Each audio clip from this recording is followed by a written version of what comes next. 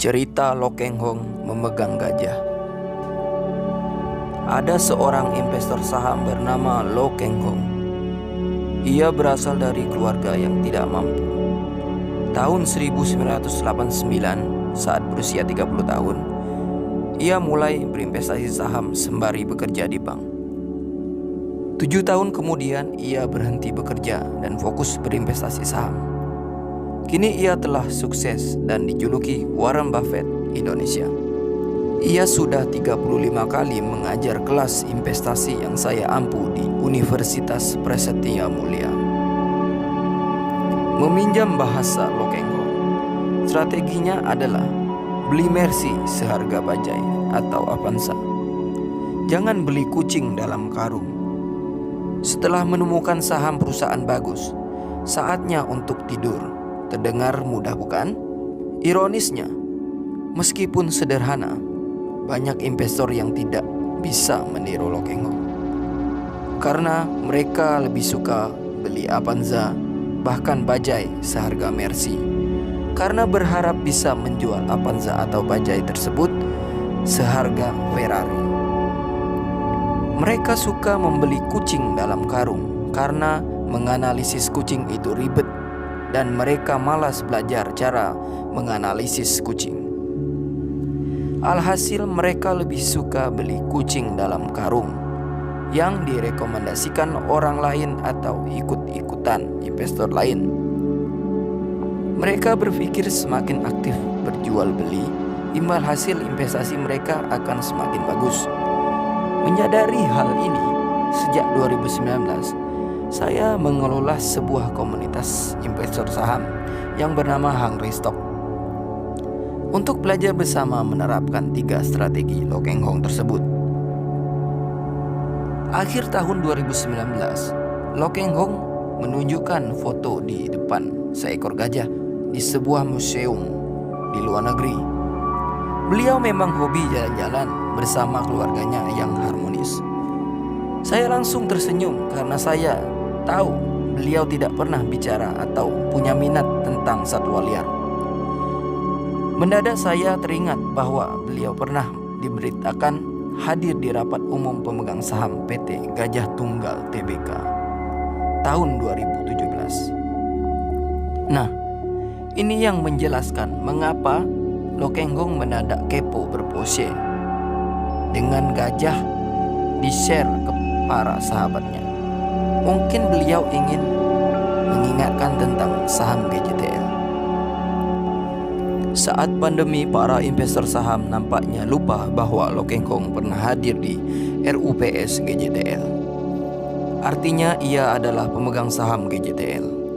Mungkin karena GJTL membukukan kerugian yang cukup besar di kuartal pertama 2020. Hingga Jumat siang 8 Januari 2021, fakta Lo Keng Hong memiliki lebih dari 5% saham GJTL menjadi berita. Sesuai peraturan, kepemilikan 5% atau lebih saham sebuah perusahaan akan menjadi informasi publik. Pasar pun bereaksi cepat. Dalam waktu kurang dari 30 menit, saham GJTL melesat ke 25%, alias kena auto reject atas ARA.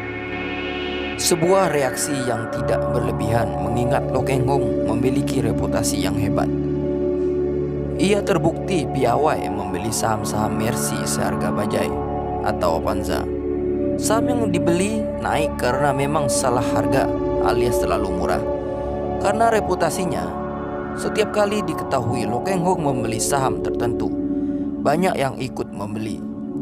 Lo Keng Hong efek ini mirip dengan Warren Buffett efek.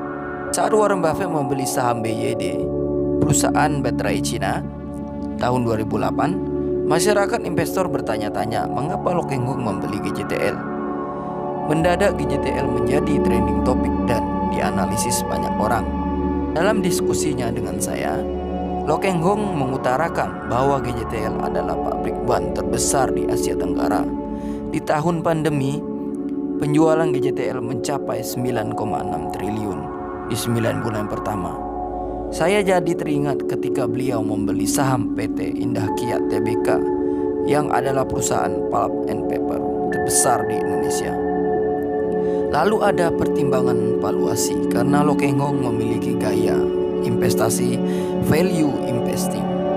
Nilai buku ekuitas per saham GJTL adalah 1782. Artinya pada saat harga 700 rasio price to book value GJTL hanya 0,4 kali. Bagi Lo Keng Hong saham ini murah.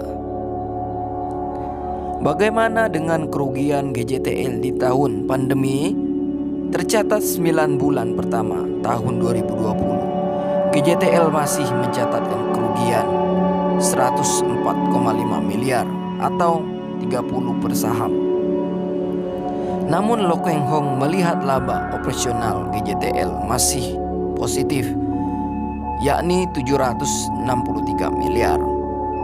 Secara operasional, Gajah Tunggal masih menghasilkan keuntungan, ujar Lo Keng Hong. Kerugian GJTL di kuartal pertama 2020 akibat rugi kurs yang cukup besar.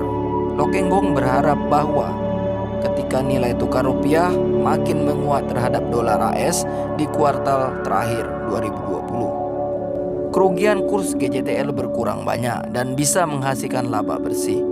Apalagi jika pandemi telah berlalu dan permintaan ban kembali meningkat. Tahun 2019 GJTL mencatatkan laba 269 miliar atau 77 per saham. Cara berpikir Lo Keng Hong mirip saat ia membeli saham PT United Tractor Tbk tahun 1998. Saat itu UNTR memiliki pendapatan 3,6 triliun, laba operasional 1 triliun, tetapi mencatat rugi bersih 1,1 triliun karena ada rugi kurs yang cukup besar.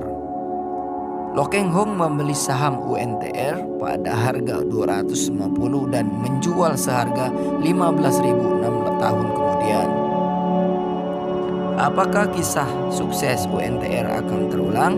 Saham GJTL pernah menyentuh harga 3.225 di Mei 2013. Only time will tell. Hanya waktu